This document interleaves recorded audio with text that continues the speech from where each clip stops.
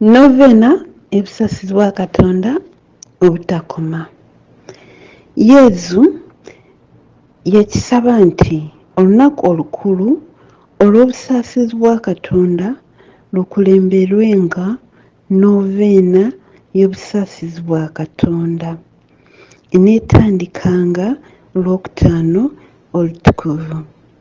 Yawa Faustina omutuukirivu ekyetaago ekisabibwa buli lunaku. Faustina omutuukirivu mu kitabo kye yawandiikangamu buli lunaku yagamba nti buli lunaku lwa novena ojjanga kundeetera ekibinja ky'emyoyo egy'enjawulo oginnyike mu nnyanja y'obusaasizi bwange. Buli lunaku ojjanga kusaba Kitange nga weesigama ku maanyi g'okubonaabona kwange, awe emyoyo egyo enneema. Mu novena enkulu ekulembera Sande ey'obusaasizi bwa Katonda, okusoma Sappuli ey'obusaasizi bwa Katonda kusaanye kube kimu ku bikolebwa mu novena eno buli lunaku olw'ebyetaago ebisabibwa ku lunaku olwo. Era kirungi ogatteko n'amatendo g'obusaasizi bwa Katonda. Olunaku olusooka. Linnya lya Paatiri n'erya Mwana n'erya Mwoyo Mutuukirivu. Amiina. Olwaleero ndeetera abatonde bonna naddala aboonoonyi obanyike mu nnyanja y'obusaasizi bwange. Mu ngeri eno ebyo kunkubagiza mu nnaku yange empitirivu ennyo okufiirwa emyoyo gye nsulamu. Ayi Yezu asingira ddala okuba omusaasizi mu kikula kyo kyennyini, atukwatirwa ekisa n'otusonyiwa.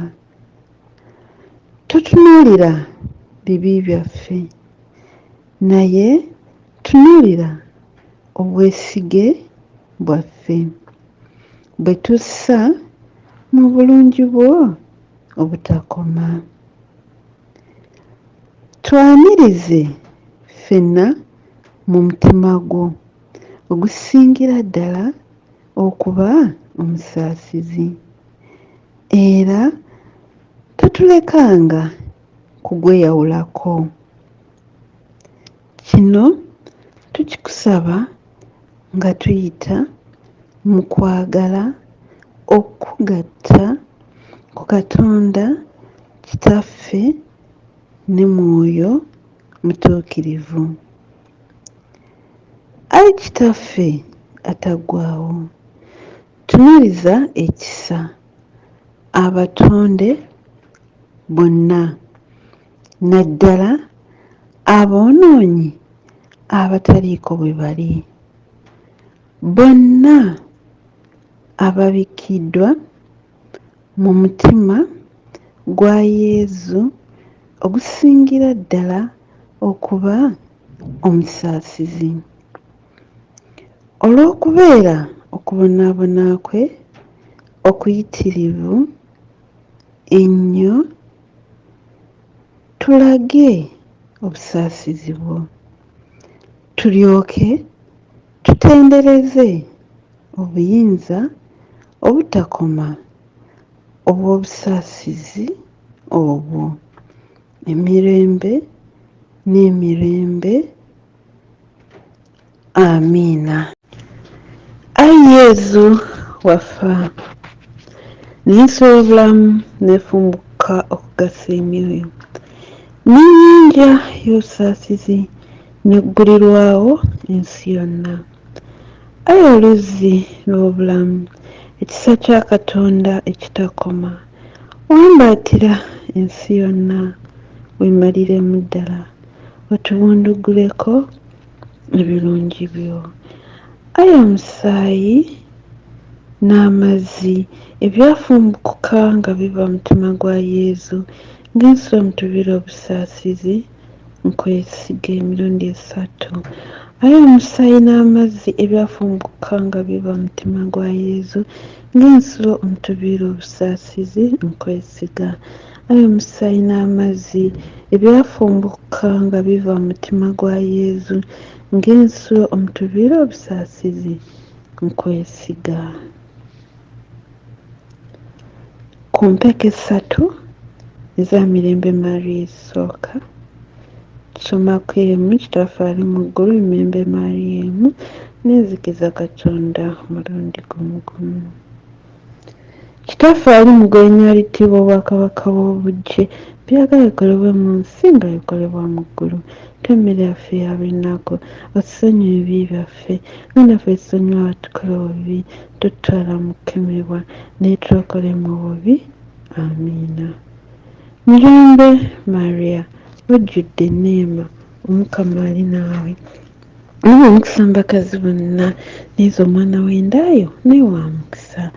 Maria omutuukirivu na Katonda, otusaabire ffe aboonoonyi, kaakano mu kaseera ak'okufa kwaffe. Amiina.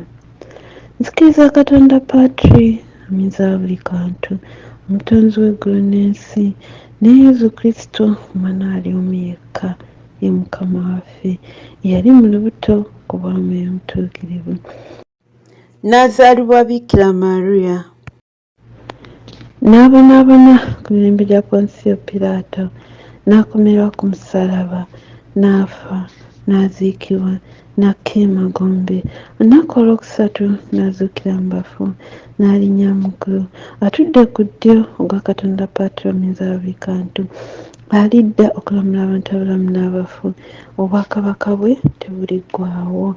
Nzikiriza Mwoyo Omutuukirivu n'Eklezia Katolika Omutukuvu, n'okussa ekimu kw'abatuukirivu, n'ekisonyiwo eky'ebibi, n'okuzuukira okw'emibiri, n'obulamu obutaggwaawo.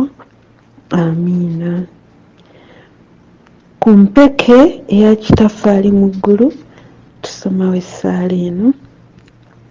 Ayi Kitaffe ataggwaawo, nkweereza omubiri n'omusaayi, omwoyo n'obwakatonda bw'omwana wo omwagalwa ennyo, Mukama waffe Yezu Kristo, okuddaabiriza olw'ebibi byaffe era n'eby'ensi yonna. Ku Mirembe Maria 10, empeke ezo ze tusomerako Mirembe Maria 10, tusomerako essaala eno era naye tugisoma mirundi egyo gyennyini. Olw'okubeera okubonaabona okwetirivu ennyo kwa Yezu, tukwatire ekisa awamu n'ensi yonna. Olw'okubeera okubonaabona okwetirivu ennyo kwa Yezu, tukwatire ekisa awamu n'ensi yonna. Olw'okubeera okubonaabona okwetirivu ennyo kwa Yezu, olw'okubeera okubonaabona okwetirivu ennyo kwa Yezu, tukwatire ekisa awamu n'ensi yonna. Olw'okubeera okubonaabona okwetirivu ennyo kwa Yezu, tukwatire ekisa awamu n'ensi yonna. Olw'okubeera okubonaabona okwetirivu ennyo kwa Yezu, tukwatire ekisa awamu n'ensi yonna. Olw'okubeera okubonaabona okwetirivu ennyo kwa Yezu, tukwatire ekisa awamu n'ensi yonna.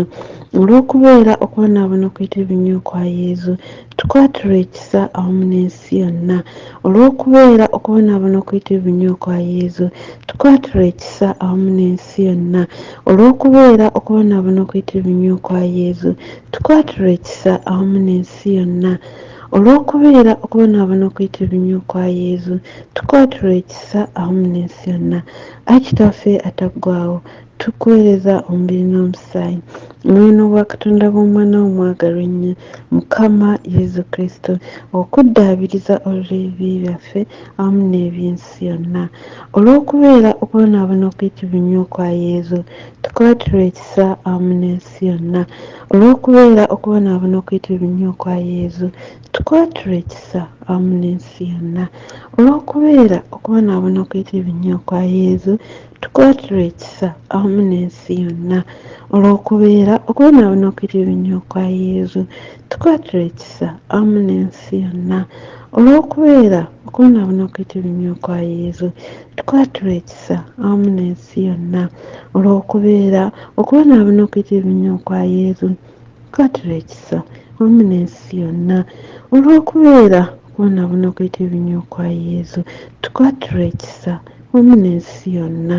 Olw'okubeera okubonaabona okuyitirivu ennyo kwa Yezu, tukwatirwa ekisa awamu n'ensi yonna.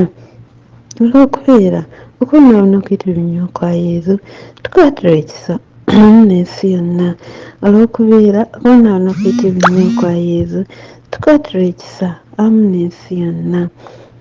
Ayi Kitaffe ataggwaawo, tukuweereza omubiri n'omusaayi, omwoyo n'obwakatonda bw'Omwana wo omwagalwa ennyo, Mukama waffe Yezu Kristo, okuddaabiriza olw'ebibi byaffe wamu n'ebibi by'ensi yonna. Olw'okubeera okubonaabona okuyitirivu ennyo kwa Yezu, tukwatirwa ekisa wamu n'ensi yonna. Olw'okubeera okubonaabona okuyitirivu ennyo kwa Yezu, tukwatirwa ekisa wamu n'ensi yonna. Olw'okubeera okubonaabona okuyitirivu ennyo kwa Yezu, tukwatirwa ekisa wamu n'ensi yonna. Olw'okubeera okubonaabona okuyitirivu ennyo kwa Yezu, tukwatirwa ekisa wamu n'ensi yonna. Olw'okubeera okubonaabona okuyitirivu ennyo kwa Yezu, tukwatirwa ekisa wamu n'ensi yonna.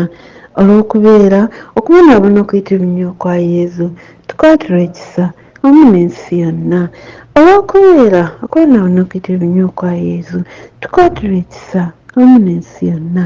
Olw'okubeera okubonaabona okuyitirivu ennyo kwa Yezu, tukwatirwa ekisa wamu n'ensi yonna. Olw'okubeera okubonaabona okuyitirivu ennyo kwa Yezu, tukwatirwa ekisa wamu n'ensi yonna.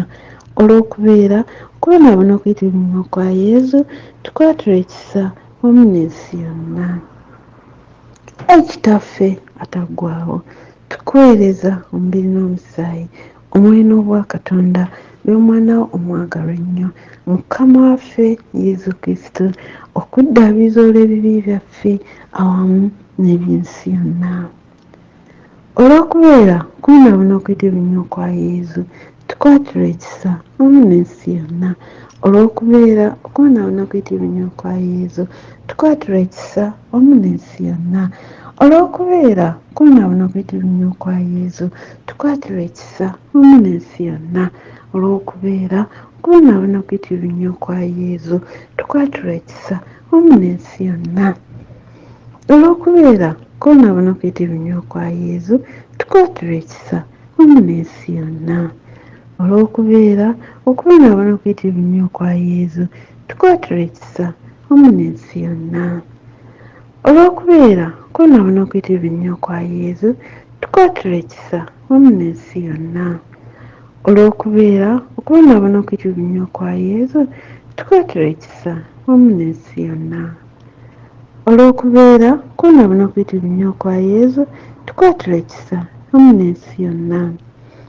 Olw'okubeera okubonaabona okuyitirivu ennyo kwa Yezu, tukwatirwa ekisa wamu n'ensi yonna. Ayi Kitaffe ataggwaawo, tukuweereza omubiri n'omusaayi, omwoyo n'obwakatonda bw'Omwana wo omwagalwa ennyo, Mukama waffe Yezu Kristo, okuddaabiriza olw'ebibi byaffe wamu n'eby'ensi yonna. Olw'okubeera okubonaabona okuyitirivu ennyo kwa Yezu, tukwatirwa ekisa wamu n'ensi yonna. Olw'okubeera okubonaabona okuyitirivu ennyo kwa Yezu, tukwatirwa ekisa wamu n'ensi yonna. Olw'okubeera okubonaabona okuyitirivu ennyo kwa Yezu, tukwatirwa ekisa wamu n'ensi yonna. Olw'okubeera okubonaabona okuyitirivu ennyo kwa Yezu, tukwatirwa ekisa wamu n'ensi yonna. Olw'okubeera okubonaabona okuyitirivu ennyo kwa Yezu, tukwatirwa ekisa wamu n'ensi yonna. Olw'okubeera okubonaabona okuyitirivu ennyo kwa Yezu, tukwatirwa ekisa wamu n'ensi yonna. Olw'okubeera okubonaabona okuyitirivu ennyo kwa Yezu, tukwatura ekisa wamu n'ensi yonna olw'okubeera kubonaabona okuyitirivu ennyo kwa Yesu. Tukwatura ekisa wamu n'ensi yonna olw'okubeera kubonaabona okuyitirivu ennyo kwa Yesu. Tukwatura ekisa wamu n'ensi yonna olw'okubeera okubonaabona okuyitirivu ennyo kwa Yesu. Tukwatura ekisa awamu n'ensi yonna. Ng'omaliriza osoma Ayi Katonda, osoma essaala eno emirundi 3. Ayi Katonda omutuukirivu, ayi nannyini buyinza omutuukirivu, ayi ggwe ataggwaawo omutuukirivu, tukwatura ekisa otusaasire wamu n'ensi yonna. Ayi Katonda omutuukirivu, ayi nannyini buyinza omutuukirivu, ayi ggwe ataggwaawo omutuukirivu, tukwatura ekisa otusaasire wamu n'ensi yonna. Ayi Katonda omutuukirivu, ayi nannyini buyinza omutuukirivu, ayi ggwe ataggwaawo omutuukirivu, tukwatura ekisa otusaasire wamu n'ensi yonna. Yezu nkwesiga, Yezu nkwesiga, Yezu nkwesiga. Amiina. Amatendo ag'obusaasizi bwa Katonda obutakoma. Okwagala kwa Katonda kimuli, obusaasizi kye kibala. Buli muntu abuusabuusa asome ebyamagero by'obusaasizi bwa Katonda alyoke akkirize. Obusaasizi bwa Katonda obukulukuta nga buva mu kitiibwa kya Katonda Kitaffe nkwesiga. Obusaasizi bwa Katonda ekyamagero kya Katonda ekitakoma nkwesiga. Obusaasizi bwa Katonda ekyamagero ekitategeerekeka nkwesiga. Obusaasizi bwa Katonda ensulo efumbukuka okuva mu kyamagero kya Trinita omutuukirivu ennyo nkwesiga. Obusaasizi bwa Katonda ekyamagero ekitategeerekeka magezi g'abantu oba bamalayika nkwesiga. Obusaasizi bwa Katonda oluzzi omutuviira obulamu bwonna n'essanyu nkwesiga. Obusaasizi bwa Katonda obulungi okusinga eggulu nkwesiga. Obusaasizi bwa Katonda ensibuko y'ebyewuunyo n'ebyewuunyizibwa nkwesiga. Obusaasizi bwa Katonda obubugiriza ensi yonna nkwesiga. Obusaasizi bwa Katonda obukkirira ku nsi mu kigambo eyeefuula omuntu nkwesiga. Obusaasizi bwa Katonda obukulukuta okuva mu kiwundu ekiggule ky'omutima gwa Yesu nkwesiga. Obusaasizi bwa Katonda obutuviira mu mutima gwa Yesu naddala aboonoonyi nkwesiga. Obusaasizi bwa Katonda ekyamagero ekirabikira mu kussaawo ositiya entukuvu nkwesiga.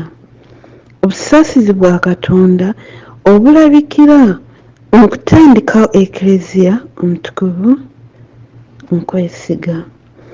Obusaasizi bwa Katonda mu ssakramentu ettukuvu ery'abatisimu nkwesiga.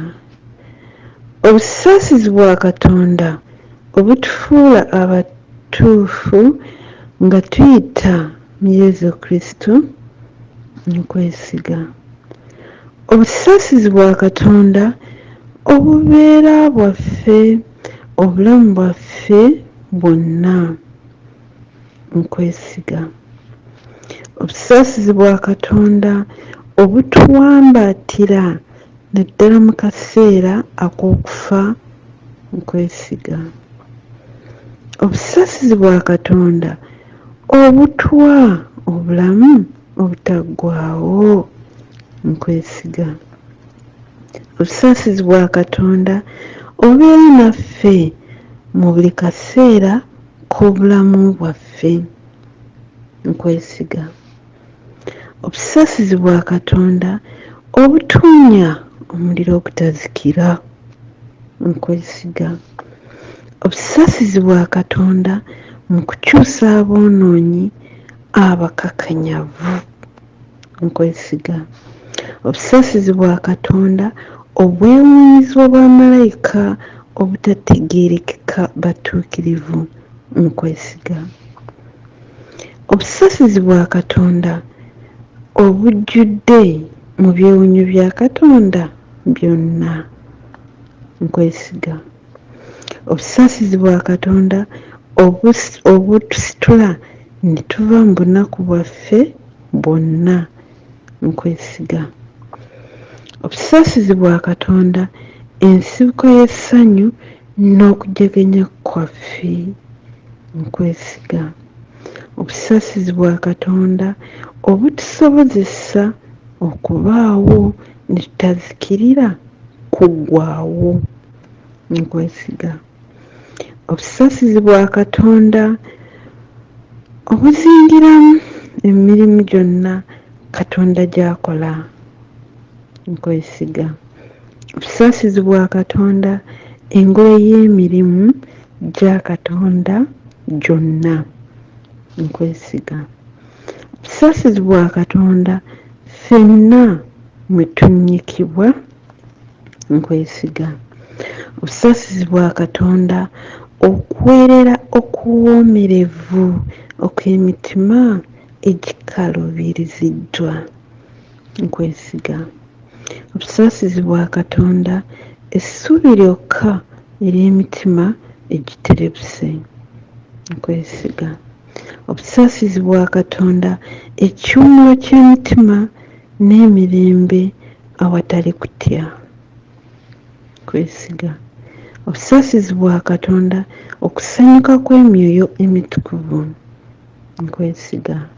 Obusasizi bwa Katonda obuzzaamu essuubi mu abo beriweddemu, nkwesiga. Twegayirire.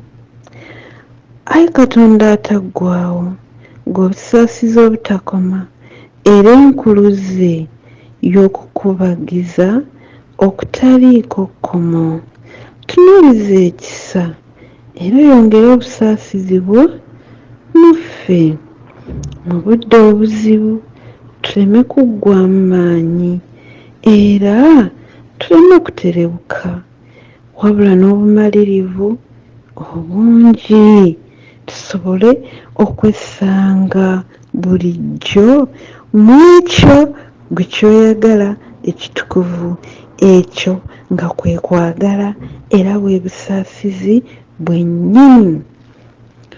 Tukikusaba nga tuyita mu Kristo Mukama waffe, Kabaka w'obusaasizi, oyo ng'ali wamu naawe n'Omwoyo Omutuukirivu atulaga obusaasizi emirembe n'emirembe.